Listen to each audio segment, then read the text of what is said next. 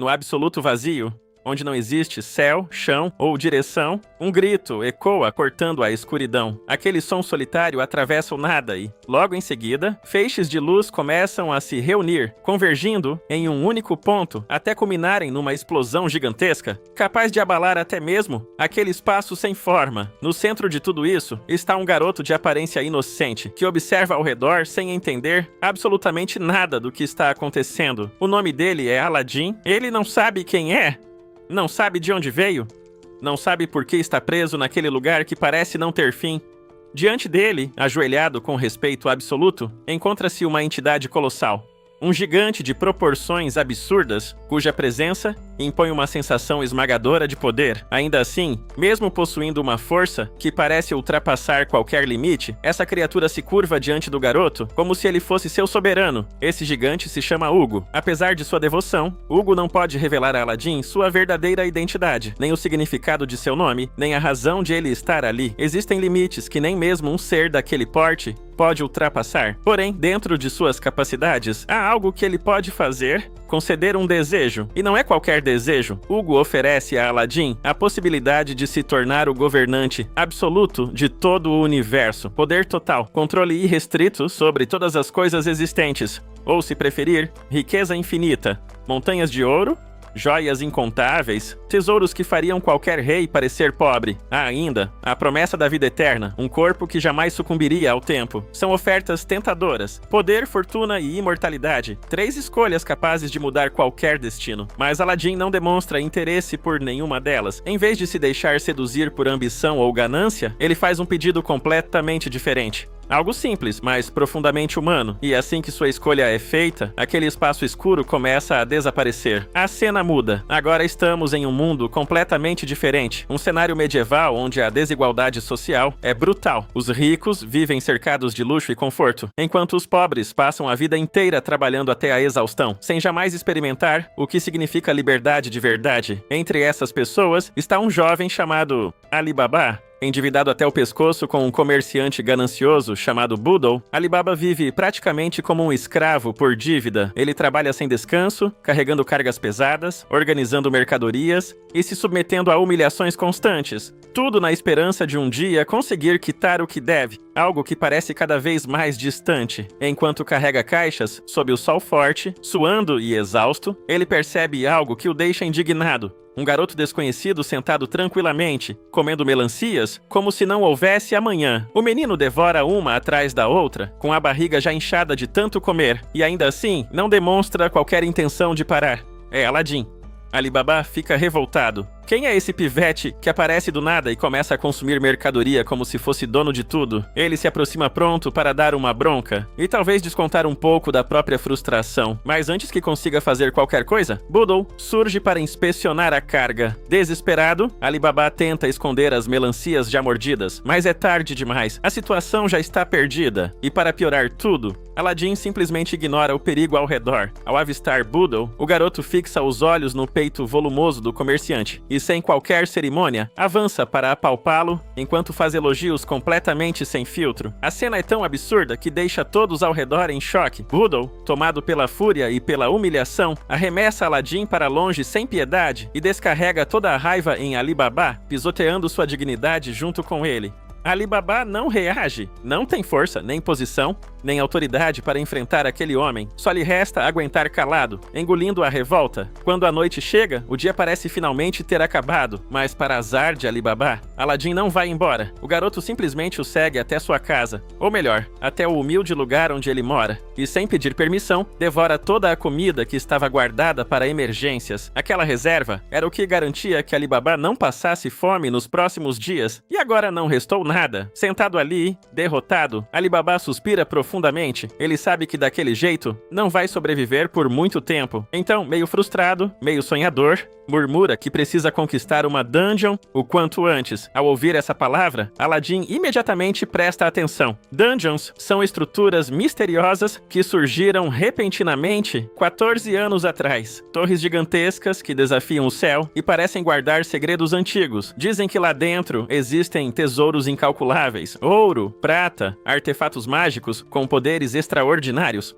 Quem conseguir conquistar uma dessas construções se tornará imensamente rico. Alguns acreditam até que a pessoa teria poder suficiente para mudar o próprio destino. Os olhos de Aladim brilham com curiosidade. Ele quer saber mais, quer entender o que são esses lugares, mas Ali Baba já está exausto demais para continuar a conversa. Antes que o garoto possa fazer mais perguntas, ele simplesmente apaga, dormindo ali mesmo. Aladim também se deita, silencioso. A ideia das dungeons permanece ecoando em sua mente. Na manhã seguinte, Ali Baba tenta acordá-lo, mas o garoto não reage de jeito nenhum. Sem paciência e já atrasado para o trabalho, ele simplesmente o arremessa para fora de casa, como se estivesse jogando uma bola. Os dois acabam caminhando juntos pelas ruas movimentadas da cidade. Enquanto seguem, Ali Baba se perde em fantasias. Ele imagina conquistar uma dungeon, acumular montanhas de ouro e finalmente viver como sempre sonhou, sem dívidas, sem humilhações, cercado de conforto e prazeres. Aladim, por sua vez, também se distrai facilmente. Ao passar por uma apresentação de dança na rua, ele fica completamente encantado, observando tudo com os olhos brilhando de admiração. E no meio dessa distração, acaba esbarrando em uma garota que carregava uma cesta de limões na cabeça. Alguns limões caem no chão. Tanto ele quanto Ali Baba ficam surpresos com a beleza da garota e correm para ajudar. Mas ela rapidamente recolhe as frutas sozinha, evitando contato, e se afasta. É nesse momento que Aladim percebe algo inquietante, correntes presas aos tornozelos dela. Ali Baba também vê. Com expressão pesada, ele explica que aquela garota é uma escrava. Pessoas como ela vivem sob domínio de outros, sem escolha, sem liberdade. Podem estar vivas hoje e mortas amanhã, dependendo apenas da vontade de seus donos. Ao notar que estão olhando para as correntes, a garota tenta cobri-las com a saia. Envergonhada, o movimento faz com que o restante dos limões caia no chão novamente. Aladim se aproxima dela. Ele leva a flauta aos lábios e toca uma única nota. Num instante, as correntes se partem como se fossem feitas de vidro. Agora você está livre. Mas o silêncio que se espalha ao redor não é de alegria, é de medo. Roubar um escravo é crime punível com morte. E todos sabem disso. O silêncio pesado que tomou conta da rua não durou muito. Antes mesmo que Ali Baba pudesse pensar em uma desculpa ou inventar alguma explicação para o que tinha acabado de acontecer, uma presença indesejada surge no meio da confusão. Boodle, o comerciante gorducho, observa a cena com os olhos arregalados, tentando entender como aquelas correntes foram quebradas. Mas, no fundo, pouco importa o como. O que ele vê é simples. Um escravo foi libertado. E isso é inaceitável. Sem perder tempo, ele ordena que seus guardas capturem os dois. Os homens puxam as espadas, avançando com violência. Ali Baba já se prepara para o pior, mas Aladim permanece tranquilo. Ele leva a flauta à boca mais uma vez. O som ecoa. E então algo impossível acontece. De dentro da flauta, uma gigantesca mão azul surge no ar. A estrutura translúcida, mas sólida o suficiente para esmagar qualquer coisa no caminho, gira com força e arremessa os guardas para longe como se fossem bonecos. Logo depois, a mão desce com tudo no exato ponto onde Boodle estava. O impacto cria uma onda de choque tão intensa que todos ao redor são jogados ao chão. Quando a poeira baixa, Boodle não está morto, mas o susto foi suficiente para fazê-lo desmaiar ali mesmo, completamente apavorado. No horizonte, soldados começam a se aproximar. Ali Baba não pensa duas vezes. Ele agarra a mão de Aladim e sai correndo pelas ruas, tentando desaparecer antes que a situação piore ainda mais. Depois de escaparem, a ficha finalmente cai. Ali Baba encara o garoto com outros olhos. Aquilo não era truque comum, não era força física, era magia. Aladim é um mago, e isso muda tudo. Se aquele poder for usado da forma certa, talvez a tal dungeon deixe de ser apenas um sonho distante? Com uma ideia na cabeça, Ali Baba decide levar o garoto a um lugar que, segundo ele, todo homem gostaria de visitar, pelo menos uma vez na vida. Lá dentro, chama duas mulheres de curvas generosas para fazer companhia a Aladim, como forma de agrado. Enquanto isso, começa a falar sobre as dungeons com mais entusiasmo, tentando convencer o garoto a explorar uma junto com ele. Se um mago estiver ao seu lado, as chances de sucesso aumentam drasticamente. Aladim já demonstrava curiosidade sobre as dungeons antes mesmo da proposta. Agora, empolgado e ainda sem entender completamente o mundo ao seu redor, aceita sem pensar muito. Ali Baba respira aliviado. Para celebrar, pede mais uma companhia para si mesmo, mas o destino tem um senso de humor cruel. Em vez da mulher deslumbrante que ele imaginava, quem surge é uma mulher enorme, extremamente musculosa, com bíceps saltados e expressão rígida, praticamente intimidadora.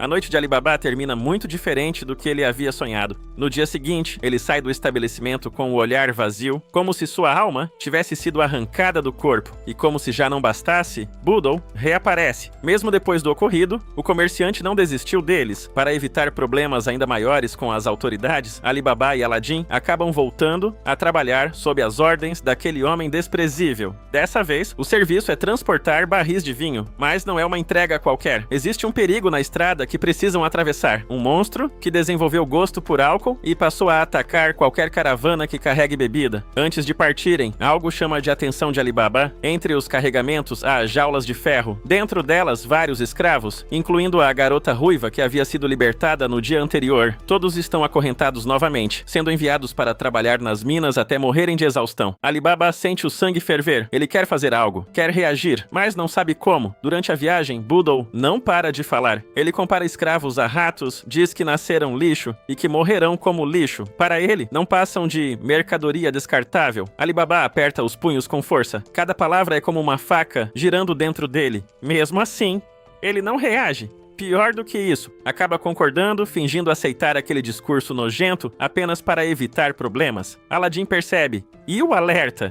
Se continuar mentindo para si mesmo daquele jeito, uma hora ele vai deixar de acreditar nos próprios sonhos. As palavras do garoto atingem Ali Baba em cheio. E como se o próprio mundo decidisse interromper aquele momento, um estrondo ensurdecedor sacode o chão. A terra começa a rachar. O solo desmorona sob os pés da caravana. Os camelos são forçados a correr, mas não conseguem fugir da cratera que se forma rapidamente. As rodas de madeira das carroças não resistem às vibrações e se quebram. O pânico se espalha. Boodle grita para que salvem o vinho, ordenando que abandonem qualquer um que esteja em perigo. Quando a poeira se dissipa, a origem do desastre se revela. No fundo da cratera há uma planta gigantesca, uma flor monstruosa, carnívora, com tentáculos grossos que se movimentam violentamente. Ela foi atraída pelo cheiro do álcool. Um dos tentáculos atinge o chão com força, criando ondas de impacto. Uma garotinha perde o equilíbrio e cai. A garota ruiva tenta segurá-la, mas acaba sendo puxada junto. Ali Baba corre para alcançá-las. Ele teria conseguido, mas Boodle o empurra para proteger seus preciosos barris. As duas despencam no abismo. Por um instante, Ali Baba fica paralisado. Boodle grita novamente, exigindo que salvem o vinho, dizendo que aqueles escravos não valem nem um único barril. E ali,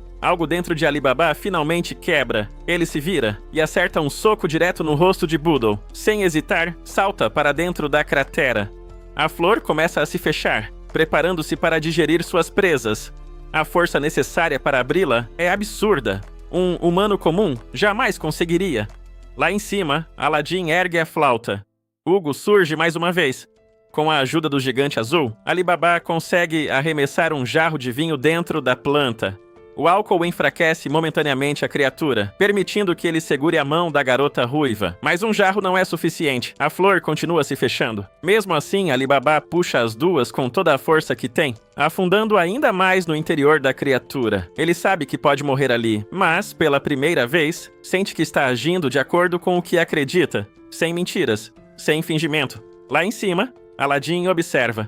Então, lentamente, desfaz o turbante de sua cabeça. Ao comando dele, o tecido ganha vida, envolvendo todos os barris restantes de vinho. Eles sobem aos céus e, em seguida, despencam sobre a planta. Embriagada pelo álcool, a flor afrouxa sua estrutura. Ali Baba é libertado, ofegante, coberto de sujeira, mas vivo. Enquanto ele comemora por ainda estar respirando, Boodle só consegue gritar de desespero ao ver sua mercadoria destruída. Mas sua indignação já não importa. Hugo envolve Ali Baba e Aladdin e os retira dali com facilidade. Depois daquele incidente, eles passam um dia inteiro viajando, até finalmente chegarem diante de algo que sempre existiu, apenas nos sonhos de Ali Baba. A Dungeon de Amon. A estrutura colossal se ergue diante deles como uma ameaça viva. Uma torre imponente que já engoliu inúmeros aventureiros. Ali Baba sempre falou com confiança sobre conquistá-la. Mas agora, parado diante daquela construção que parece devorar pessoas, ele hesita. O sonho é grande, mas o medo também é.